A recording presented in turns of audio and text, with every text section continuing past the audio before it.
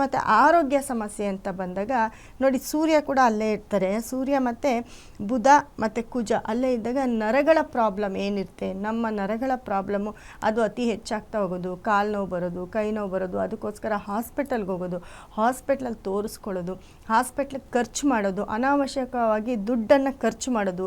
ದುಡ್ಡಿದ್ರೂ ಕೂಡ ಏನಕ್ಕೆ ಖರ್ಚಾಗ್ತಿದೆ ಅಂತ ಗೊತ್ತಾಗಲ್ಲ. ಮತ್ತು ಮುಖ್ಯವಾಗಿ ಮನಃಶಾಂತಿ ಕೆಡಿಸ್ಕೊಳ್ಳೋದು, ಬಾಯಿ ಚೆನ್ನಾಗಿರೋದಿಲ್ಲ, ಏನಾದರೂ ಒಂದು ವಿಷಯನ ತುಂಬ ದೊಡ್ಡದಾಗಿ ಎಳ್ಕೊಂಡು ಹೋಗೋದು, ಎಲ್ಲರಿಗೂ ತೊಂದರೆ ಕೊಡೋದು. ಈ ಮನಃಶಾಂತಿ ಸರಿ ಇಲ್ಲ ಅಂತಂದರೆ ಏನಾಗುತ್ತೆ ಅಂತಂದರೆ ಅದರಿಂದ ತುಂಬ ಜನಕ್ಕೆ ಈ ಒಂಥರ ಡಿಪ್ರೆಷನ್ಗೆ ಹೋದಂಗೆ ಆಗೋದು. ಈ ಒಂದು ತಿಂಗಳು ಈ ರೀತಿ ಎಲ್ಲ ಆಗ್ತಾ ಇರುತ್ತೆ. ಏನೋ ಒಂದು ಮಾತಾಡಿದ್ರೆ ದೊಡ್ಡದು, ಒಂದು ಮಾತಾಡಿದ್ರೆ ಕಮ್ಮಿ, ತುಂಬ ಕಿತ್ತಾಡೋದು, ಮನೇಲಿ ಕಿತ್ತಾಡೋದು, ಹೊರಗಡೆ ಕಿತ್ತಾಡೋದು, ತುಂಬ ಜಾಸ್ತಿ ಅತಿರೇಕಕ್ಕೆ ಹೋದರೆ ಅದು ಕೂಡ ತುಂಬ ದೊಡ್ಡವ್ರಿಗಾಗಿರ್ಬೋದು, ಸಣ್ಣವ್ರಿಗಾಗಿರ್ಬೋದು. ಇವಾಗೆಲ್ಲ ತುಂಬ ಸಾಮಾನ್ಯ ಜನರದ್ದು ಕೂಡ ಮಾಧ್ಯಮಗಳಲ್ಲಿ ಮನೆಯ ಒಂದು ವಿಚಾರ, ಮನೆಯ ಜಗಳ ಆಗಿರ್ಬೋದು, ಮನೆಯಲ್ಲಿ ಏನೋ ನಡೀತಾ ಇರೋದು ಹೊರಗಡೆ ಬಂದ್ಬಿಡುತ್ತೆ.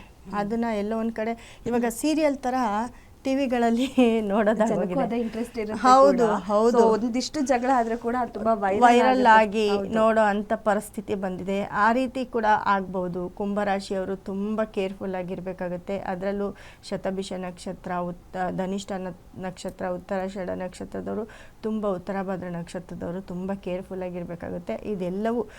ಇದೆಲ್ಲವೂ ಕುಂಭರಾಶಿಯವರಿಗೆ ನಡೆಯುವಂಥ ಈ 30 ದಿನ ಇದನ್ನೆಲ್ಲವೂ ತಡ್ಕೊಳ್ಬೇಕಾಗತ್ತೆ.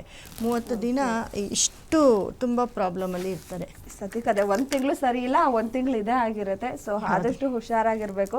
ಸೊ ಏನು ಮಾಡಬೇಕು ಅನ್ನೋದನ್ನ ರೆಮಿಡಿ ಅಥವಾ ಅದಕ್ಕೆ ಆ ಟೈಮಲ್ಲಿ ಇನ್ನೂ ಸ್ವಲ್ಪ ಓಕೆ ಈ ತೊಂದರೆಯಿಂದ ಪಾರಾಗಕ್ಕೆ ಏನಾದರೂ ಸ್ಟೋನ್, ಕ್ರಿಸ್ಟಲ್ ಆ ರೀತಿ ಇರುತ್ತಾ? ಹೌದು, ತುಂಬಾ. ಯಾಕಂದರೆ ಈ ಒಂದು ತಿಂಗಳು ಇವಾಗ ನಾವೇನಾದರೂ ಕಷ್ಟ ಬಂದಾಗ ದೇವ್ರನ್ನ ನೆನೆಸ್ಕೊಳ್ತೀವಿ. ಮತ್ತು ನಾವೇನು ಮಾಡಬೇಕಪ್ಪ ಅಂದರೆ ಏನೋ ಒಂದು ತಪ್ಪಾಗ್ಬಿಟ್ಟಿರುತ್ತೆ.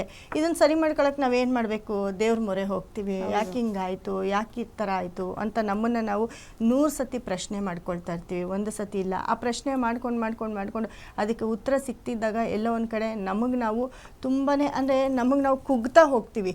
ಮುಂದಕ್ಕೆ ಏನು ಮಾಡಬೇಕು ಅನ್ನೋದು ನಮಗೆ ಗೊತ್ತಾಗೋದಿಲ್ಲ. ನೋಡಿ, ಈ ಕುಂಭರಾಶಿಯವರು ಮನೆಯಲ್ಲಿ ಯಾವಾಗಲೂ ಚೊಂಬಲ್ಲಾಗಲಿ ಬಿಂದಿಗೆಲಾಗಲಿ ನೀರು ಯಾವಾಗಲೂ ತುಂಬಿಸಿಟ್ಟಿರಬೇಕು. ಅಂದರೆ ಪೂರ್ಣ ಕುಂಭ ಅಂತ ನಾವೇನು ಹೇಳ್ತೀವಿ. ದೇವ್ರ ಮನೆಯಲ್ಲಿದ್ರೂ ಎಲ್ಲೋ ಒಂದು ಕಡೆ ಒಂದು ಸಣ್ಣ ಚೊಂಬಲ್ಲಿ ಅಥವಾ ಒಂದು ಲೋಟದಲ್ಲಿ ಒಂದು ಸಣ್ಣ ಬಿಂದಿಗೆಯಲ್ಲಿ ಪ್ರತಿದಿನ ನೀರು ತುಂಬಿಸಿಡಿ. ಯಾವಾಗಲೂ ನೀರು ಖಾಲಿ ಮಾಡಬೇಡಿ.